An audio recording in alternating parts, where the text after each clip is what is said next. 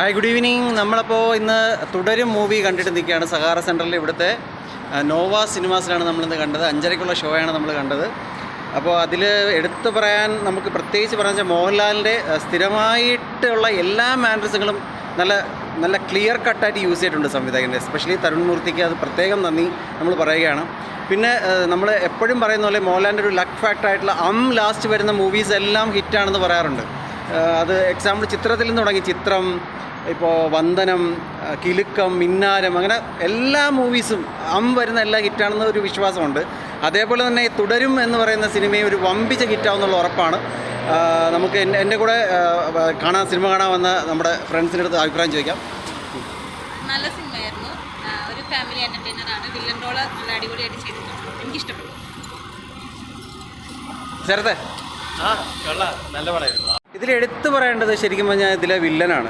നന്നായിട്ട് സ്കോർ ചെയ്തിട്ടുണ്ട്. പ്രകാശ് വർമ്മ എന്നാണ് ആളുടെ പേര്.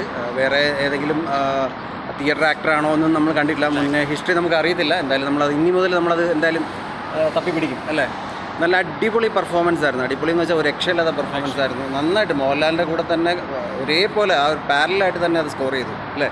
പിന്നെ ലാലേട്ടൻ്റെ ചില മാനറിസങ്ങൾ, എസ്പെഷ്യലി ചില നോട്ടങ്ങൾ ആ സിനിമയിൽ ആ ഒരു ക്യാരക്ടറിനെ അല്ലേ ടോട്ടലി അതെ നല്ല ആക്ട് ചെയ്യുന്നതൊക്കെ അപാരം. എന്താ വെച്ചാൽ നമുക്ക് അറിയുന്നതന്നില്ല, എക്സ്ട്രാ ആക്ട് ചെയ്യുന്നതേ അല്ല.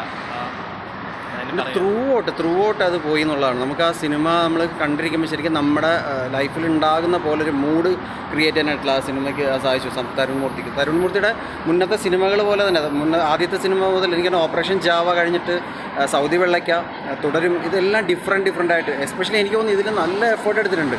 കാരണം മോഹൻലാൽ ഫാൻസിന് വേണ്ടിയിട്ട് എല്ലാ രീതിയിലുള്ള മാനറിസവും, ഇപ്പോൾ ആക്ഷൻ ഉണ്ട്, ത്രില്ലറാണ്, പിന്നെ ഹ്യൂമറുണ്ട്. പഴയ ലാലേട്ടനെ നമുക്കിതിൽ ത്രൂ ഔട്ട് കാണാൻ സാധിക്കുക. എസ്പെഷ്യലി ആ ശോഭന മാമുമായിട്ടുള്ള കോംബോ സീൻസ്.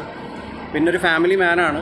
അപ്പോൾ അതിൻ്റെ എല്ലാം അപ്പോൾ എല്ലാവരും തീർച്ചയായും സിനിമ പോയി കാണണം. എനിക്ക് തോന്നുന്നു കുറേ നാളിന് ശേഷം വൺ ഓഫ് ദ ബെസ്റ്റ് മൂവിയാണെന്ന് വേണമെങ്കിൽ പറയാം.